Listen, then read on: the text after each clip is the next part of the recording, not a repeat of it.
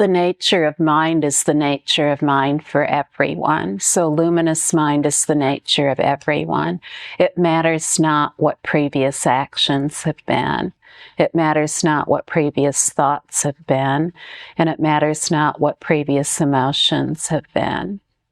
Whether the actions have been moral or immoral, whether the actions have been social, well-socialized, or antisocial, and whether the thinking and emotion have gone along either of those lines, the mind, which contains them, is completely luminous, wide open, and free.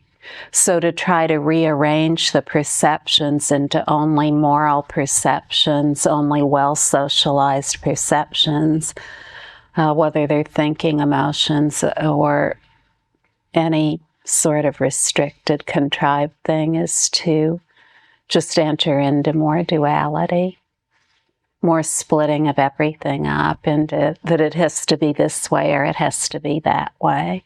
Now the thinking mind, the ordinary thinking mind, the intellect kind of balks at this, ooh. How could moral and immoral perceptions be equal?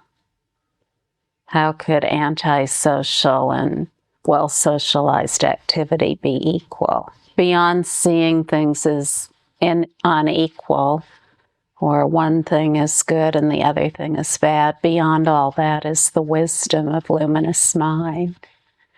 The wisdom of luminous mind doesn't need to divvy everything up into these tight little categories that the mind can grasp and think about. The natural activity of mind is just to relax, to completely relax and just wow at whatever appears. Wow, and wow, no matter what appears.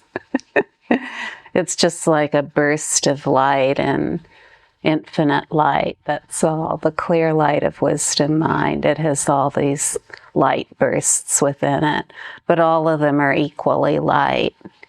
No matter what kind of description they're given, they're all equally free, equally spacious, equally non-local. They've never been localized anywhere.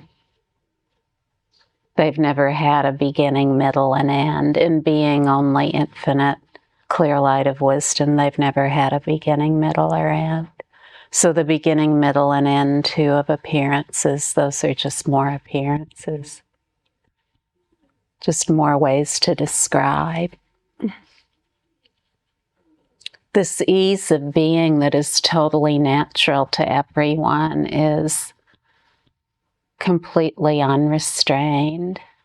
It's never gotten clotted up or tied up anywhere.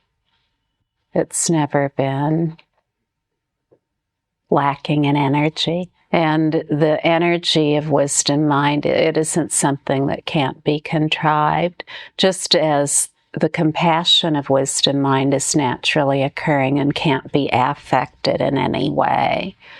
So too, the clarity of mind can't be feigned or pretended in any way. It's absolutely impossible.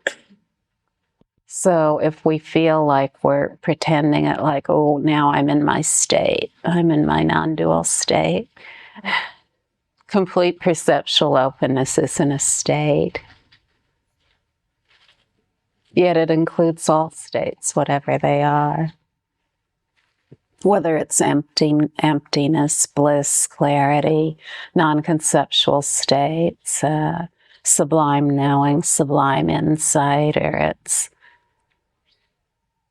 running around to the grocery store, getting the car fixed if you have one, walking around, turning cartwheels, trying to catch a parachute flying through space, whatever it is, out on a Navy ship, flying a helicopter, going to the bottom of the ocean in a submarine, fighting a war in Israel, or whatever it is. It's all wide open and free.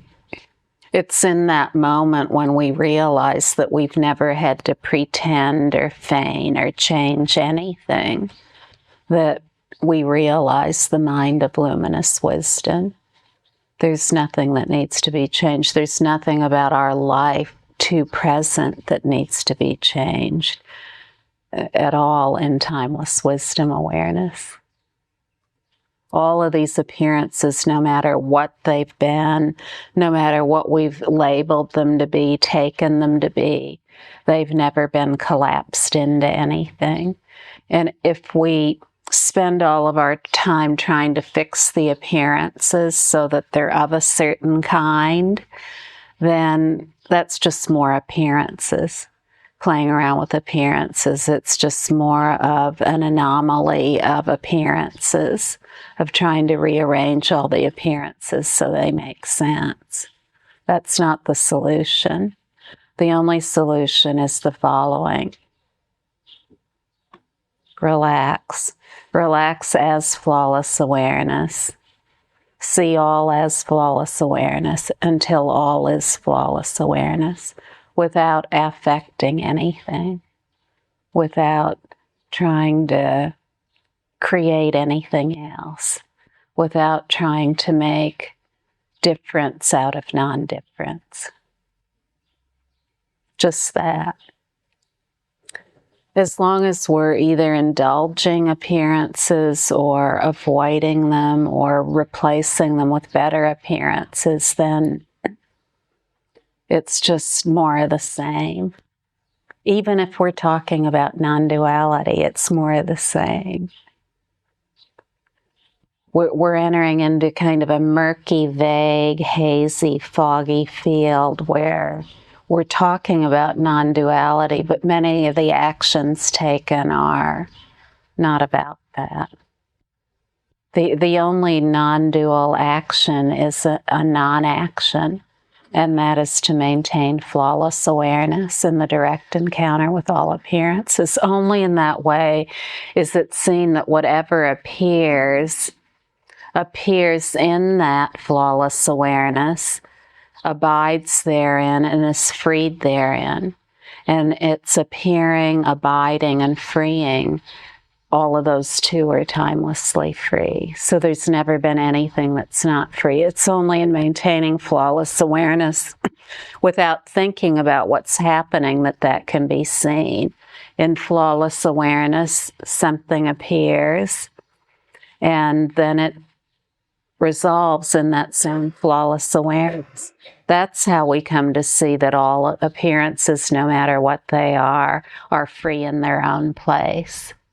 They're their own undoing. Nothing needs to be done about them. They don't need to be changed or altered, dressed up in better clothes or descriptions of any kind. And they don't need to have any of their descriptions taken away. They are in, of, as, and through flawless awareness. They've never been anything other than flawless awareness. The description means nothing. The description, whatever it is a vivid appearance of forever flawless, forever empty awareness, forever empty luminous mind. This is the correct and very simple understanding about our true nature. Remember